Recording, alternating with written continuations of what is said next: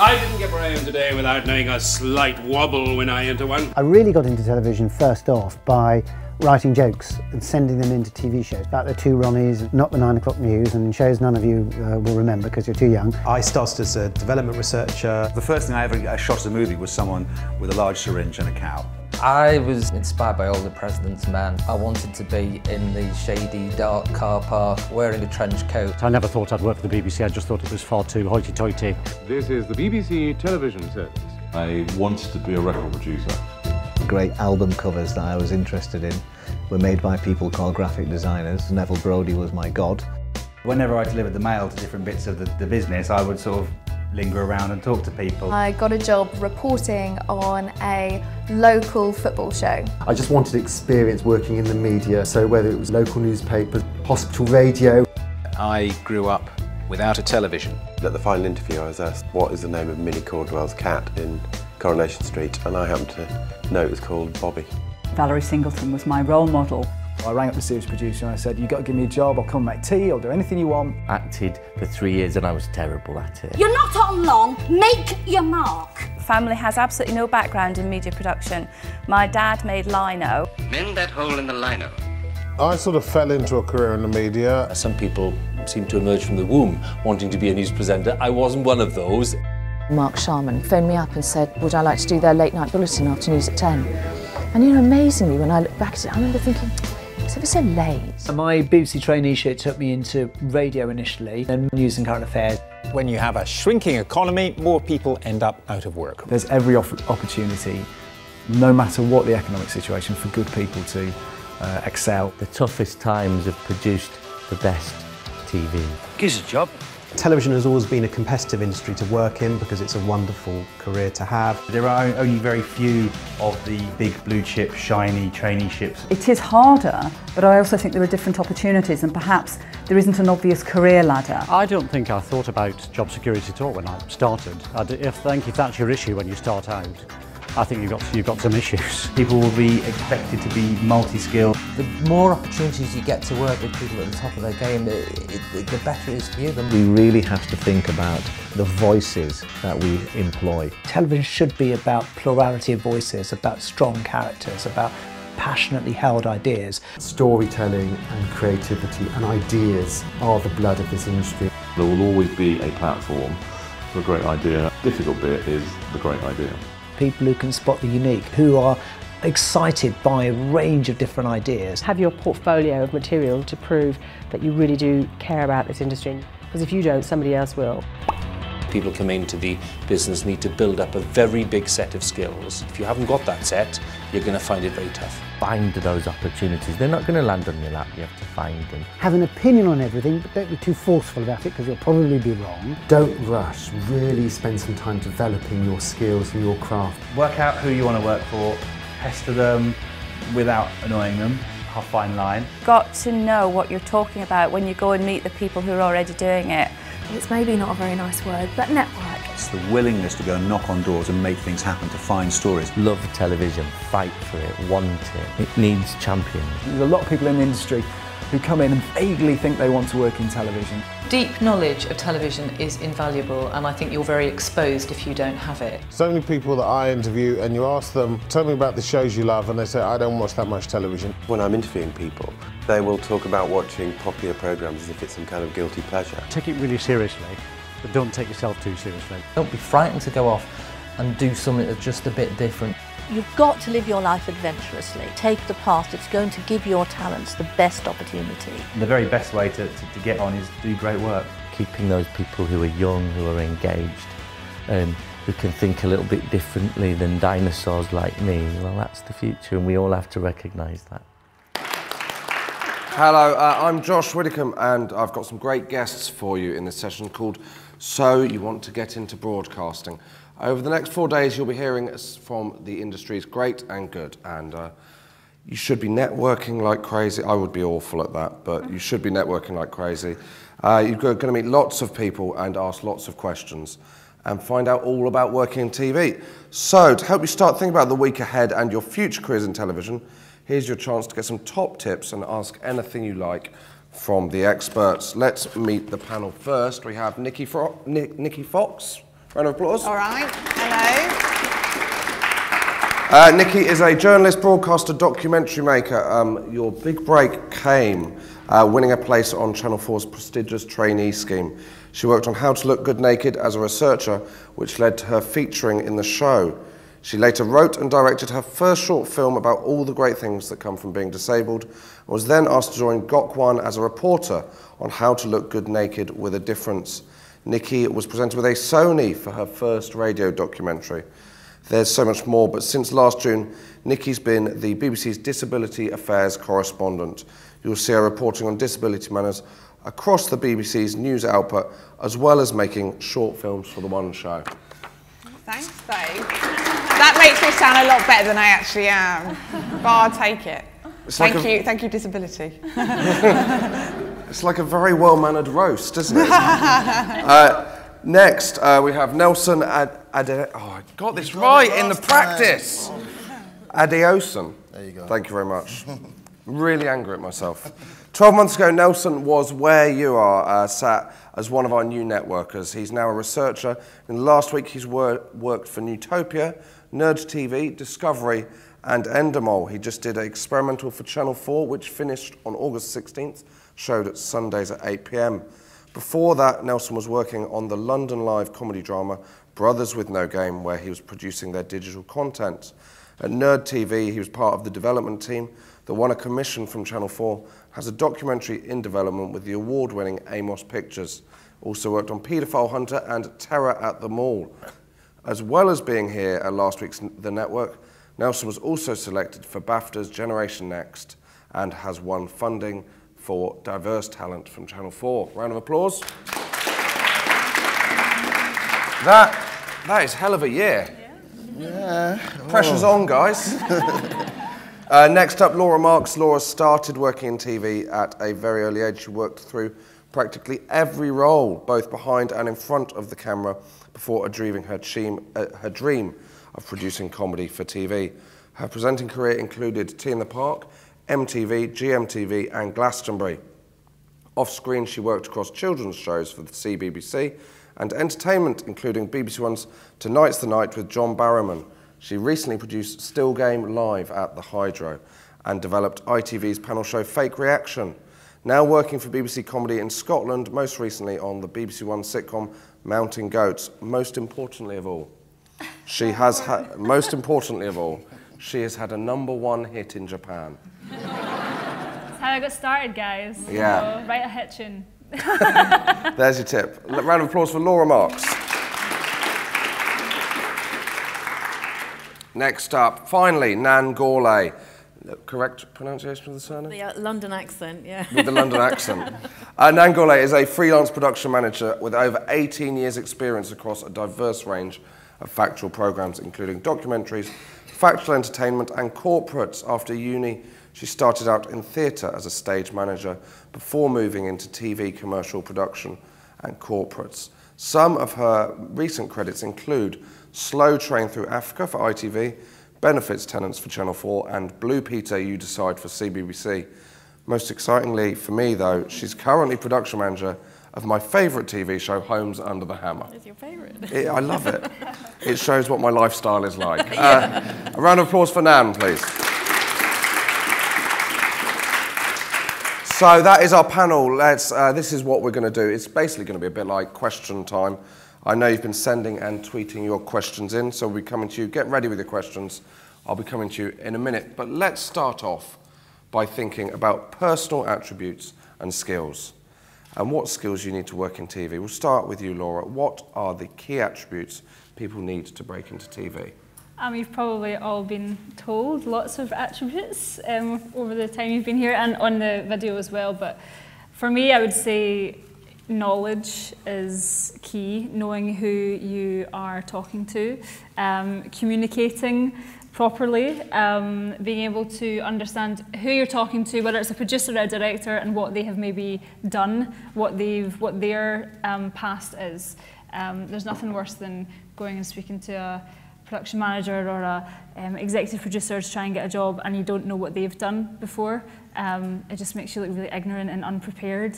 So be a stalker. Be a weird stalker. No, don't be a stalker. I would say persistence is key. I don't think any of us would be doing what we were doing without being persistent and knowing what you want to do. It's also okay to not know what you want to do per se, because there's so many roles in television, there's so many things you can do, and you might be coming into this thinking, I want to be a producer or I want to be a writer, but when you get a wee bit more further into this scheme, you might realise, actually, I'm really good at coordinating, I'd want to be a production manager, I'm really good at managing people, actually I'm a brilliant writer, amazing, make lots of money. But I think it's just sort of honing your craft and knowing what you want to do, and watching a lot of television. And it's okay, what I would say is it's okay to like television across the board. You know, if you want to go in for a job with BBC, it doesn't mean you have to love everything the BBC make. You know, you can love The Real Housewives of Beverly Hills, you know, because it gives you a good understanding of popular shows on other channels, and how to bring that into your role working for whatever production company you're going to. That's what I'd say. Now, Nelson, you've done a lot since you were sat in this audience a year ago. I know, I'm genuinely intimidated by you. How do you go about selling yourself and making an impression? I think what worked for me was just to sort of build my skills. So, I mean, it's not what everyone will do, but I guess because I wanted to work in TV so much, I taught myself how to shoot, taught myself how to edit, taught myself what it meant to be on a production, sort of did my own short films and whatever. And then when I did finally get an opportunity, I sort of just took my uniqueness, what made me unique, what I knew, and sort of tried to sell it in a package. It didn't work sometimes, but it did. Other times it worked. So I guess it's just about being persistent and understanding not so much what you want to do, but who you are and what that may look like in a TV company or on a production, and sort of just put that forward. Now, Nikki, it's a tough industry to crack. How do you achieve the right balance without being too pushy? It's difficult. I mean, if I was terrible at networking. You're going to hear that word. I was awful, like the worst. But I think, again, it's what a lot of people in the film said. I always had a love and a passion for TV, and the classic sort of Saturday night, You Bet, Gladiators. I was all these kind of the classics. I love You Bet. I love You Bet. I loved television. I had a passion for television, and I always have a lot of ideas and for different programs, and I sort of show that. So I think when you meet people, you do meet people along the way when you're working, and it's just about really putting that. You develop lots of relationships with people, and if you work really, really hard and you show people that you're really passionate and that you love TV and you're gonna do everything that they need you to do, then you can't go far wrong really, and you'll meet people throughout different jobs that you do, and then like the exec on one programme will think, that Nikki Fox, she was a bit of a whiz on her scooter, she got me like 20 coffees when I needed them, and she loves You Bet. You better you. Do you remember it? I loved it. And then people remember you, and that's kind of how it goes. And so you don't want to be too pushy. You don't want to be kind of like thinking, I'm going to have to meet people and sort of sell myself all the time. You've got to think, I want to work hard. This is what I want to do. And then slowly, you should get there. You will.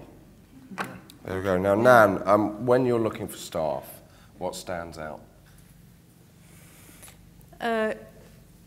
Well, the way that Nelson just quoted how he went about approaching getting into the industry is really very creative, and I would say that that's probably one of the key things. Is not necessarily creative. You have to be a writer or an actor or a arty creative, but creative in the sense that the way you approach your ability to be in this industry and contribute to this industry, that's being creative.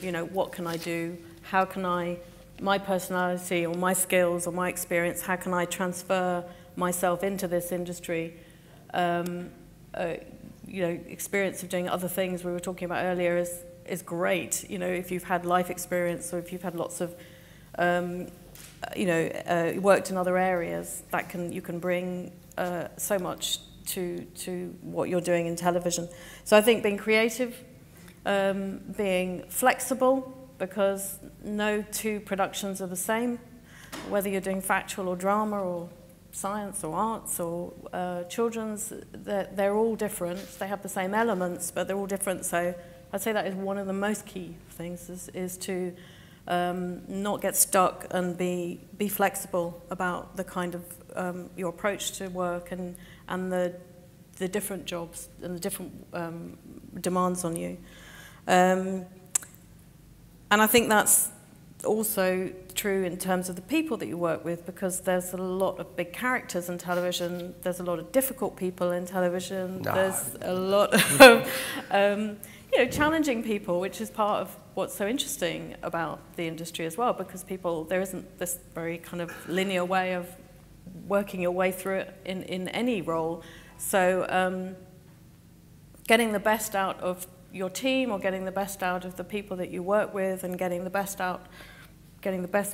telly put out there on the telly, production out there, is one of the things that I would say is really important. I'd look for that in someone, is like, well, what do you want out of this role, and what are you going to give back? Now, let's have a quick show of hands. Who, since you've arrived, has got a phone number of someone or an email address, or all of you? Oh, wow. See, that's where we've all failed. Now, but the question is, what should they be doing with these email addresses and phone numbers? Use them. Yeah, I mean, I just when I okay, if I got an email address or a telephone number, then to be not the person who's like one of 20 or 30 people who are maybe emailing that person or calling that person, is just to try and give yourself a hook. What is it about you? Why should they answer you? I'd always reference someone if you've got it from, oh, so-and-so mentioned you'd be a good person to get hold of, because you always, if you mention the name of someone that they've worked with, or you mention a show that you're particularly, admiring of, that they've worked on, again, it's a hook. So give yourself a hook so that you can't be put in the delete. I think, personally, having done that, I guess, a year ago, what I found, I guess, frustrating and sort of good in a way, was that I had so many emails, I got all these emails, like, okay, I'm going to email everyone, and didn't get an email back. And then I sort of, then I sort of went on a list and looked at all the production companies, and I emailed all of them, didn't get a single one back. But then what I realized is that you need to have a reason, or at least maybe give someone an ego stroke. Oh, I saw your program. I would love to just find out how you made it and what was your inspiration, even if they didn't come up with a program. But let's have a coffee, or can I come to the office sometime, or whatever. And that little, not everyone's going to say yes, but some people are going to just say, come down, why not? Come and have a look in the office, come and work for a week. And you just need that little crack in the door, and then from there you can sort of navigate your way through. But blind emails, although they can work, they have no personality to them. No one's really going to, so that might be a good idea. An email, like getting in touch with somebody with a purpose, is definitely key. I get a lot of emails from people who just want to come and work in comedy, and like, well, what do you want to do? What shows do you like? And I always say to writers, it's a thing that we always say to writers, but if you are writing a sitcom, say, and you really love a show that a producer's done, well, get in touch with that producer from that show, if that's the kind of show you want to do. So you get in touch with that producer and you say, I love that show, I've got a show similar, blah, blah, blah, blah, blah, and so on, instead of just like emailing every single person. Because then what happens is, if you're not careful, you can forget who you've emailed, and you email them again, and it can just become a little bit messy and a bit like, it just doesn't make you look very good, as if you're just kind of randomly emailing everybody. And don't do the classic Nikki Fox and send massive, and I mean gigantic emails. I got told by some very lovely lady, Carla Marie Lawson at the BBC, Fox, you're going to have to, quit with the long emails. I ain't got time in my day to read that. Don't do that. I was going to say, as a follow-up, yes, short emails, definitely. That's very important. Short to the point, spelt correctly is a good one in my book. But I was going to say that also, you know, once may not be enough. It probably won't be enough. You'd be very lucky. So one of the things that I really appreciate, and I think it's something that I've done in the past as well, is to update people of what you're doing. So, okay, you get a break, you get a job. It's 3 months, because most jobs in telly aren't much more than that. Then email those people all again and say, while you're in that job, to let them know that you've just got that job and you've made another sort of, all right, so you're not a starter now. You've actually, you know, got some experience behind you. So keep people up to date with what you're doing. Yeah. Let's come to you. You've all been giving your questions. Anthony Williams. Is it better to have a CV with different skills or just to make CVs quite specific to the job? I've had a varied CV, and sometimes you can have, your CV can be too varied. I mean, Nan's probably best at answering this one, but I think, you know, you've got to kind of tailor your CV to the job that you're going for, or at least the production company that you're sending it to, you know, and also kind of define yourself and what you can offer. Mine was literally all over the place at one point, and I had to really kind of focus it. I mean, with everything you've said, I'm surprised you made it, Nikki. Me too, babe. We're all surprised. What do you think on? Well, you mustn't. I think I like to know more than just a list of credits, because that sort of tells me whether this person is interesting enough to see, you know. So, I mean, obviously your covering letter or email might you know, say a bit more, but I think that's a very difficult thing to try and hone your CV if you've not got that much experience to something very specific. So I think you need to give credit to what you've done, maybe what you can do, because sometimes I look at, I don't know what that job is because I don't know what that industry is, or I don't know that. So to describe what the skills were involved in that job is then giving me a chance to think, okay, well, they are transferable skills, and if I got a reference from the person who employed you, I'd probably be getting, you know, and they were saying they were good at that, I'd probably be getting someone who could probably transfer their skills.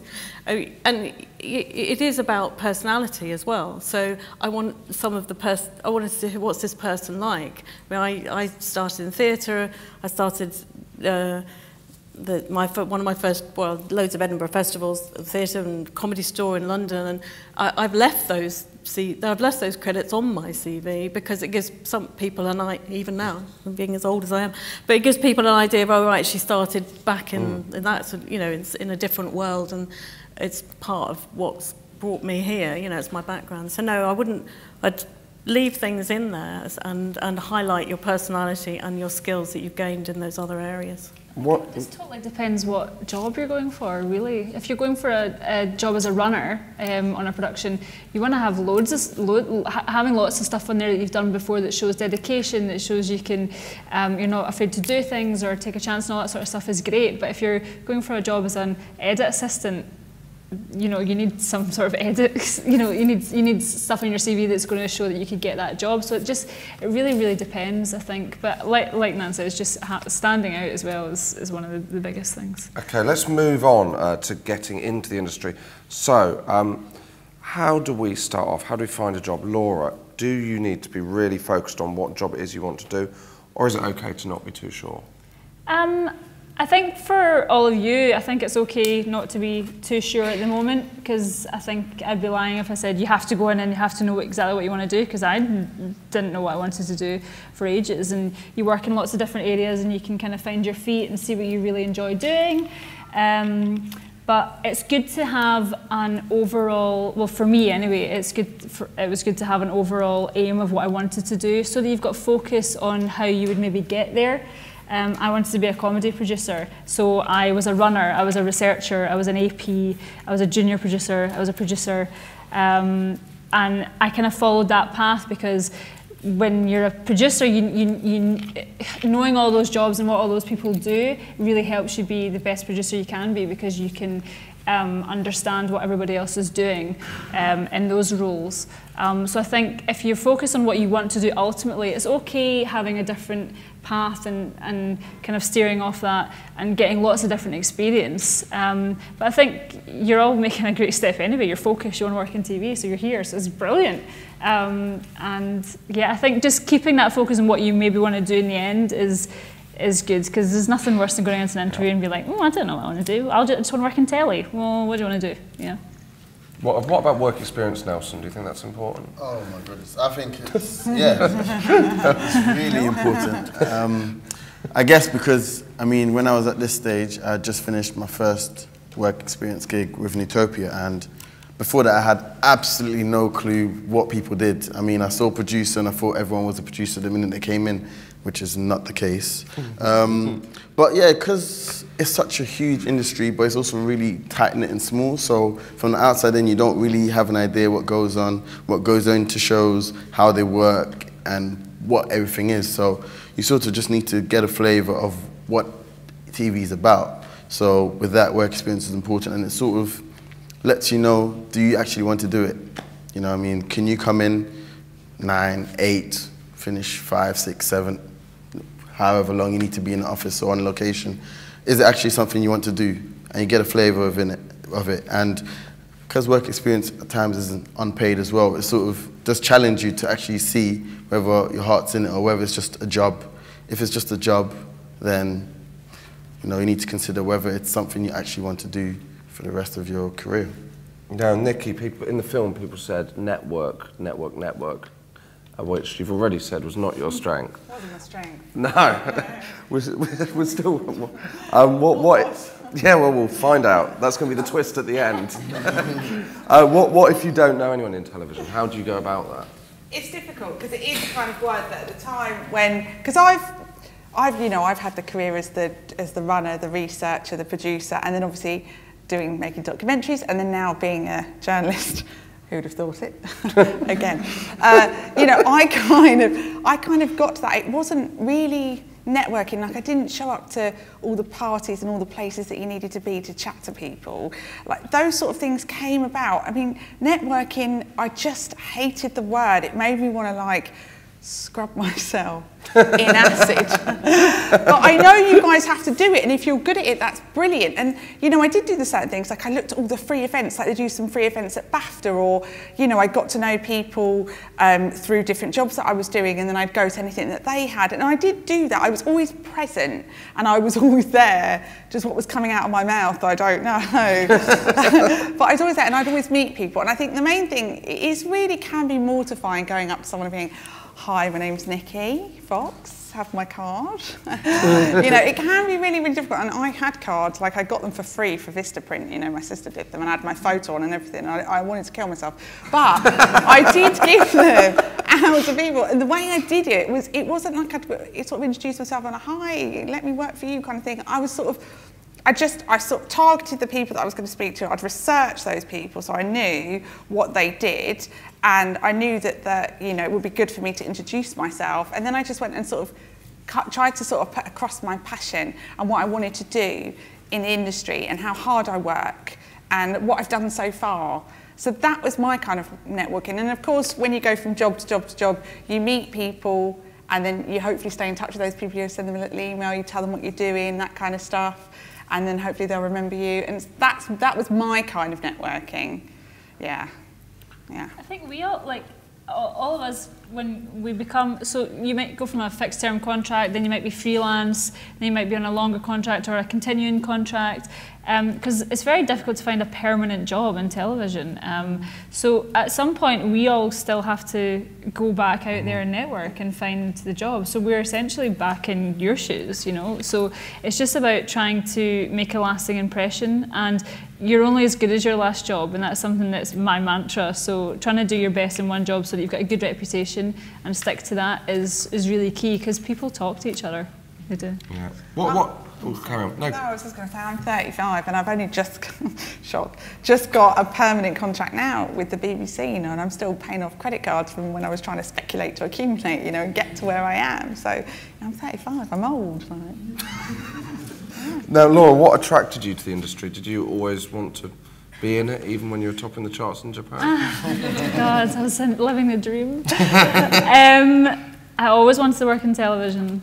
I loved TV. I grew up watching TV. I loved it. I think Cilla Black got me into TV, Blind Date. Like, I just loved TV. I loved entertainment shows. I loved, when I was little, I loved performing and everything, and I think it was just something that was in my bones. But as I got older, I realised I want to make TV, I want to produce the TV, I want to not be in front of the camera, I want to make it and be in the editorial and make the decisions and try and make great shows. But I'm sure all of you have a similar, you just know that you want to work in TV, and it's, it's just one of those things that's inside. Well, for me anyway, that's... Yeah, no, well, I don't work in TV. You do so? I kind of work in TV. Did you always want to be a comedian though? No. I just couldn't handle working. It's not about me. No. We're talking a lot about production, but obviously it's not just production, is it? There's scheduling, commissioning, HR, marketing. What are the other roles that are available? That's just list all the departments through the other departments. If you could. I've got the answers here, so... well, obviously I'm in production, but I was going to just say one of the things that we've just talked about is having to be flexible and collaborative, and that you do work across lots of different departments, especially if you're doing something like drama. So you're obviously having to fulfill various heads of departments, requirements in terms of budget and schedule. So it is a very huge machine. You can see when you look at the credits at the end of any drama in particular. And I suppose one of the pressures of working in the industry, wherever you are, is the pressure that the person above you is feeling. And obviously the series producer or an executive producer is feeling all that pressure that they've got this commission. Are they going to get series 2? Is a pilot? Are they going to get series 1? There's a cast change. Oh my God, does that mean we'll get decommissioned? So there's lots of different elements to not just perhaps what you'll end up doing, but working as a team and working and understanding actually what everyone else does and everyone else's role in making that programme get on the telly is actually really quite important. It's a very real business, television, and there's a lot of people at executive levels and at commissioning levels, and at scheduling. Yeah. Schedulers really important. Tell me about it. The most important. Understand how the business works. Yeah. A bit, because that will help you understand what the other people in your teams in production, what they're trying to do and what the pressures are that they're under. And there's a lot of pressures to do with also compliance and duty of trust to your audience, etc. So those are all quite important things to understand now. You didn't used to be, but they are now. There's so many jobs, like for instance, I've worked in entertainment and I worked in comedy, and making an entertainment show, the jobs are so different. The researcher's jobs, the AP's job, and the producer, you'd have a series producer, you'd maybe have a show producer, the exec producer, the series producer, making an entertainment show, so something like Tonight's the Night, which was a big John Barrowman show. Or then if you work in comedy and you're making a sitcom, you wouldn't have a researcher on a sitcom. You wouldn't, because it's scripted, so it's very different. So the roles are really, really differ depending what kind of show. And panel shows, you have maybe, or like a game show, like Fake Reaction, you'd have games producers.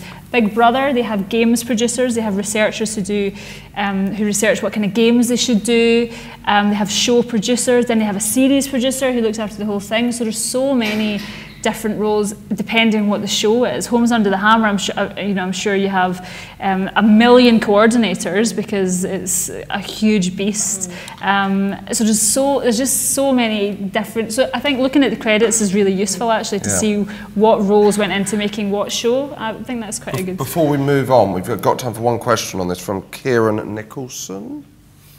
Hello, Kieran.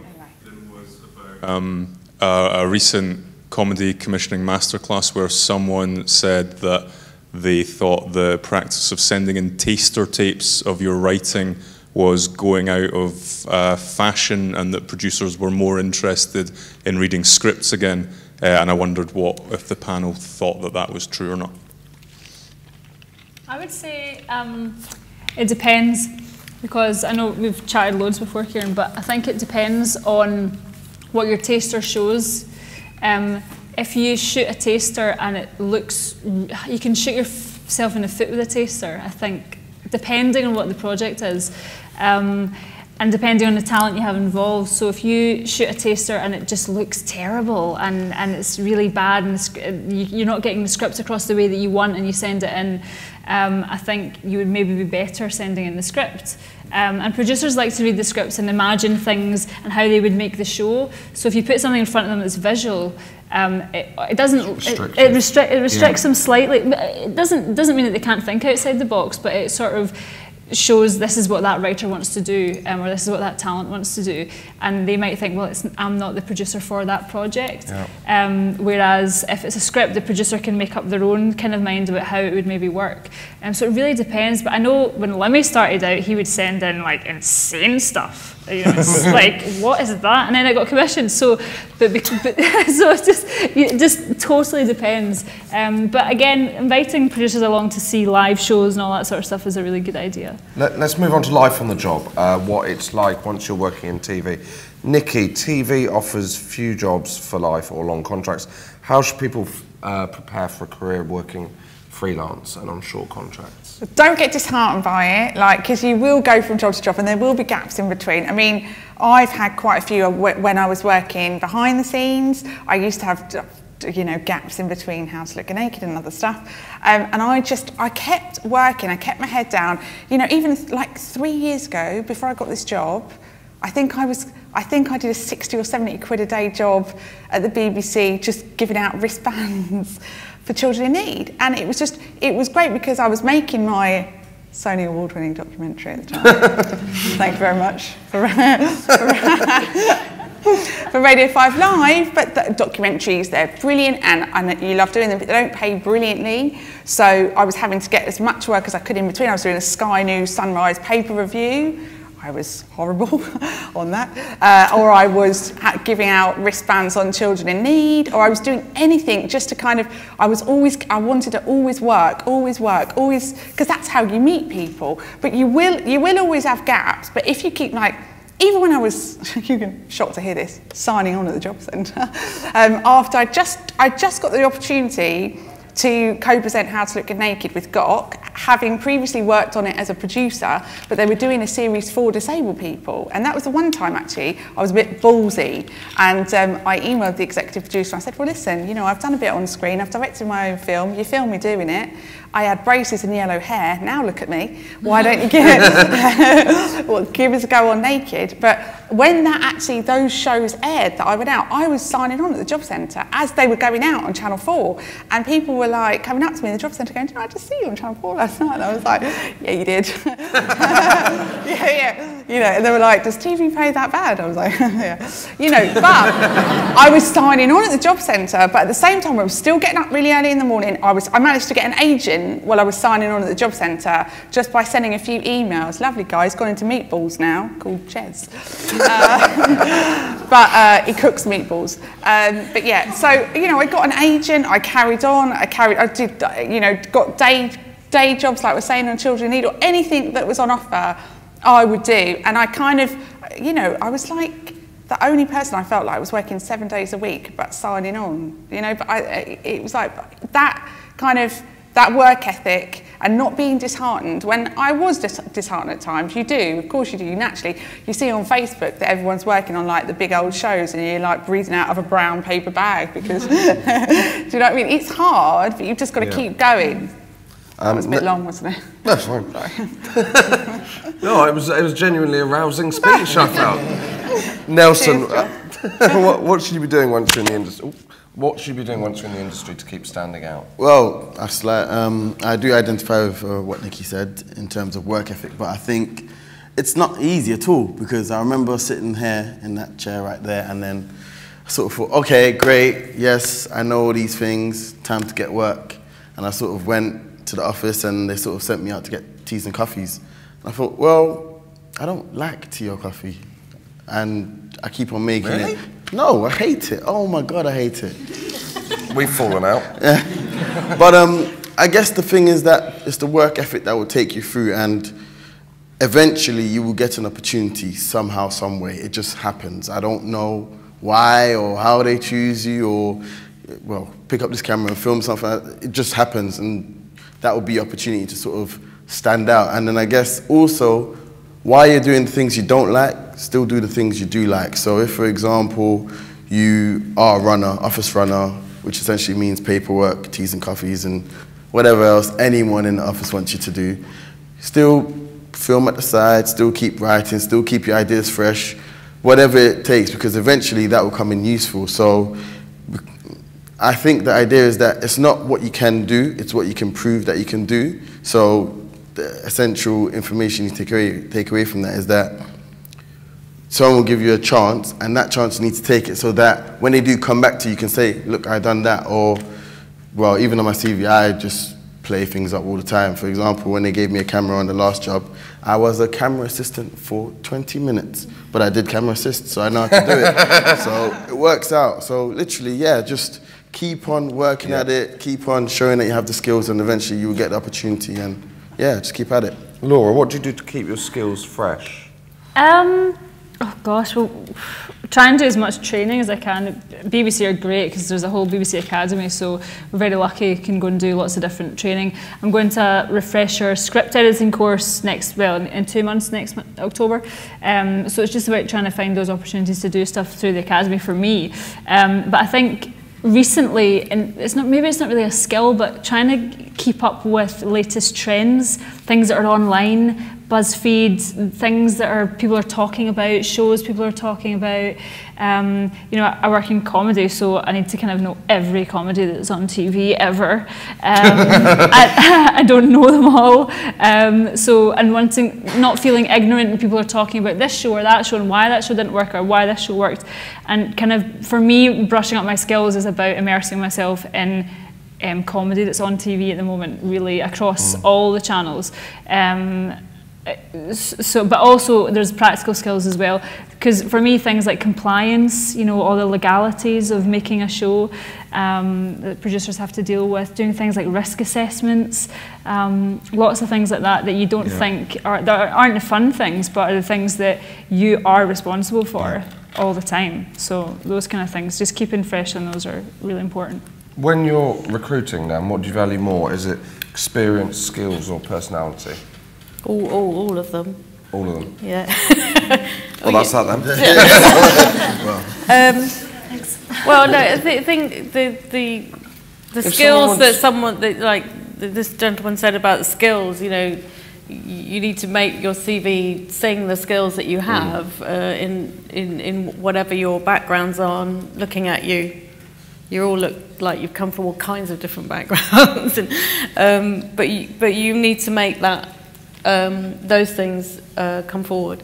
So skills are very important, and keeping the skills, Laura said, you know, keeping your own skills up and moving forward, and you'll have to do a lot of that. You should be doing a lot of that all the time, really, in terms of, you know, how a production is made, workflows, technology is changing all the time, and you know, the amount that's being talked about in the press now about delivery online, BBC Three going online, it's, you know, it's out there, you know, changing rapidly, and in my time it's, you know, gone from beta SP to you know, to online to content 100% at the other end. So yeah, keep looking at the technology. Definitely would be one of the experience. It comes, you know, you can't magic experience, so you just have to keep bringing that, you know, with every job that you do, and shout about it, and know how to shout about it as well in an interview and on a CV. So I think you get a lot of help with that here over the next few days. And then in terms of your personality, well, you can't learn your personality, so let your personality come through in your CV, because that gives everyone a chance to, you know, oh, this person, you know, has a sense of humour, they know how to spell, they know how to compose an email in a way that I can understand it, makes sense, I know what they want, so, you know. So, but do you know, give as much as you can in paper, because that's what's going to get you through the door, and what gets you through the door is like the main thing, yeah. So I mean, and training is the BBC is a very you know, a wonderful resource. If you get into the BBC, use it as much as you can in terms of the training that might be available for the time that you're there. I mean, I'm freelance, so I've been in the BBC and have done just that in terms of risk assessments and safety stuff. But I funded myself to go on a drama PM and line producer course, because I would actually quite like to do that at some point, and that was only last year. So I'm still learning. I spent a week learning about things I knew nothing about, and it was very interesting and stimulating. And so it's never too late to keep updating your skills, or if you want to shift your there's people in our company now, in fact on our production, they want to shift from one role to another, and we support them doing that. There's no reason why you can't change, you know, or adapt your skills and experience to go into a different area of production or television. It's not. There's no kind of hard and fast rules about that, I don't think. So we've now got time for questions from the floor. Has anyone got any questions they'd like to ask? No. Nice and easy. Yes, here we go. Oh, whoa, the microphone. As the talent, how would you say a runner should react to difficult talent? Not saying that you've ever been difficult. Get the fucking tea. No, I don't like tea. Don't like no,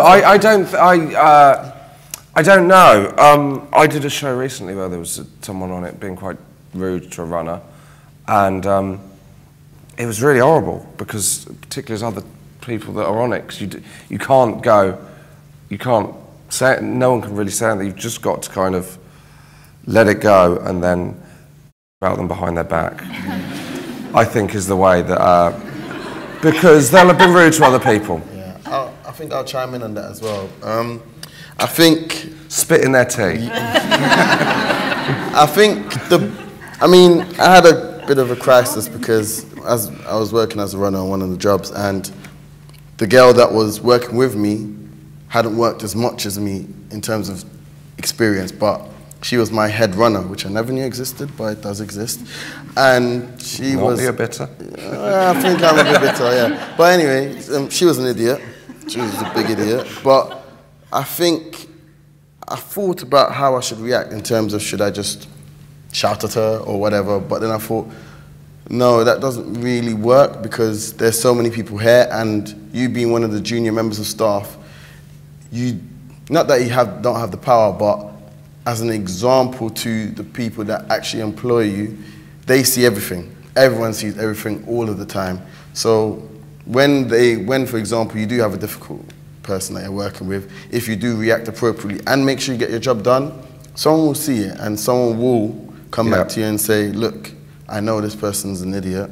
We all know they're an idiot, but we're not going to tell them. We're just not going to employ them anymore. But we like you, so we're going to keep on with it. And I think that's the key. And if you take that through, you'll be fine. Have we got any more questions? So I just had a question about, if you had an idea for a TV show and you'd sort of pitched your idea to an independent production company, and they liked your idea and they knew that you wanted to work in TV, would they offer you a kind of junior researcher role or a sort of assistant producer role on that show, if it was your idea? If it was your idea and you'd come up with it, and bloody hell. I pitched an idea to the one show I pitched, it was only for a short film, but it was about shock mobility scooters. But but I kept going with that, and I did get to, because I always, if I do anything on screen, I always try and research it or do something behind, you know, so I got to do that. I think with production companies, and like Maverick Television, that you can just submit an idea, and I think that they would definitely meet you and you would probably get to work on it. That's the company that I used to work for. make How to Get Naked, but I don't know. Yeah, I think it depends on the genre and depends on the idea. If it was a big BBC One entertainment show and you'd never worked in TV before, and it would be very, very, very difficult. It probably wouldn't happen. But what even if it was their idea?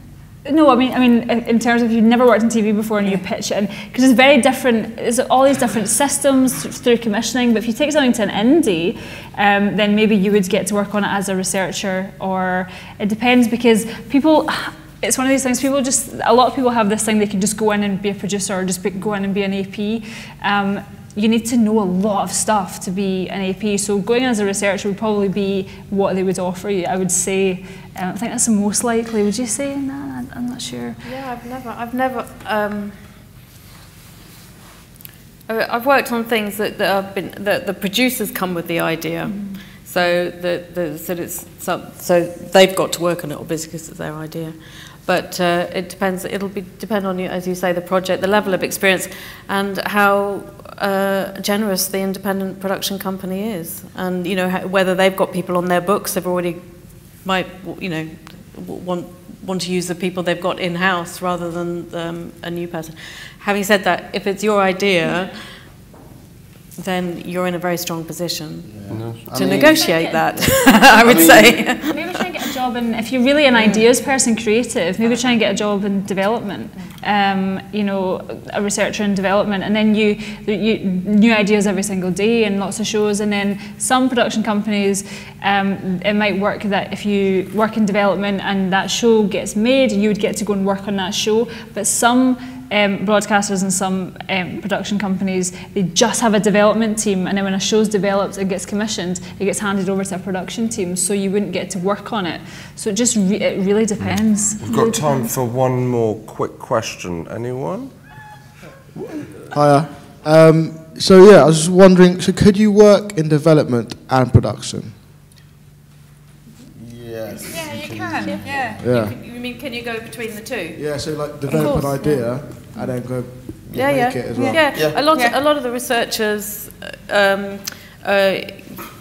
I've worked with in recent years, they're going between the two all the time, and it's seen as a good thing to be able to do both as well. And I think working in research gives you an opportunity to actually be at the forefront. The development teams usually work. They're working for they're focusing in on a channel, or they're focusing in on a genre, or they're focusing in on daytime, or whatever it is. So you'll get a sort of experience of working in an actual team to bring those ideas that the commissioners are asking for, if you like. And then obviously going into production, you're actually executing them. It might not be the same ones.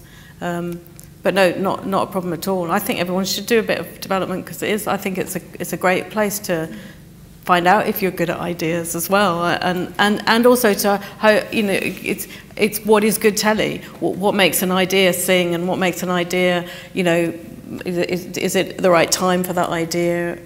Are you in the right place at the right time with that idea? And that's what a lot of telly seems to be. It's a bit of a lottery in that sense. It's really hard to find people who are brilliant at development. Really, really difficult. Some people are brilliant in development and come out with shows, game shows, for example, and things like that, but not so good at executing it. So maybe wouldn't work so well in the production team. So they're really, really suited to development. Whereas I like making things. I like going out there and filming them and editing them and producing them and making the show and the finished product. I'm good at development, but I would rather always be in production, probably, is my preference, but it's just... Now, we've got just a couple of minutes left. Before we go, I'm going to ask each member of the panel for one very quick top tip that you would give the people sitting here. So we'll go left to right. Okay. I thought about this when we were preparing this. One of the things... there's two. Can I say two things? No, absolutely not. Yeah, of course. One is don't stay in the wrong job for too long. So it's when you're kind of that thing of like, I'm going to try this, I'm going to try that. Don't be a runner for 2 years, 3 years on the same production, because you're not going to really expand your skills. You're not going to get known. And let's face it, it's a freelance industry. Even if you have a short-term contract or long-term contract, it's a freelance industry. get out there and get as much experience as possible. Don't stay somewhere where you're not going to expand yourself and develop yourself. But the other thing is to understand what everyone else around you does, because that is like a key way of being able to advance yourself. If you understand what everyone else around you does, you can work with other people around you better, because you understand the pressures on them, you understand what their role is, you understand what they're trying to achieve, you can help them achieve that, and being flexible in that way, you'll probably find yourself being respected for it as well, that you have some understanding of what other people are trying to achieve. Nelson? Yeah, I wrote down sort of two, sorry. Stay focused. Two very quick tips. Stay focused and stay relevant. And I guess what I mean by that is, when you get your first job, likelihood is that in terms of your impact in the program, you're not going to feel like you're adding anything to the program, but you are in a really slight way. But as you continue on, your impact becomes more and more. So you need to make sure that that impact is the maximum of your ability. So for example, you'd have the TV knowledge you'd need to know to, for example, make your program that more special than the others, or to give it that little change that it needs, or whatever. Whatever opinions, whatever abilities you have to make that thing you're working on better, just impart it into the production, and it will definitely... I've just drunk your water, sorry, that was a mistake. Oh. That would be my tip. Sorry, I just realised that. That'll teach you to do 2 tips. Sorry, Nelson. Laura. The biggest thing I would say, and it's only one really, is don't get ahead of yourself. Don't think that you can do everything. Don't think that you can exec produce a show, because you can't. You need to really learn your craft. Try and work your way up a ladder somehow. If you get really, you will get there, absolutely. But just try not to get ahead of yourself and think that you can do everything, because there are so many things you need to know that you don't think that you need to know, and that you need to know. Nikki? Get yourself a disability. I think that is a good end. And work your ass off. Yeah. Leaves and be me. a nice person. Yeah, be a nice person. Because I'd say that's what I would say is that I've worked on productions where there's people that aren't very fun to work with, and they don't come back. And I think I'd be more willing to work with someone who's rubbish but a nice person to be around, than someone who's really talented but I almost swore then. That leaves me to wish you all the very best with your careers. The network is a brilliant start, so have a great week and make the most of it. Can we have a big round of applause for our panel? Nikki Fox, Nelson Adeosun, Laura Marks and Nan Gourlay. I'm Josh Widdicombe. Our producer was Daniel Morrissey. Thank you, and go on. And thank you very much. Good afternoon. Bye. Sorry about the water.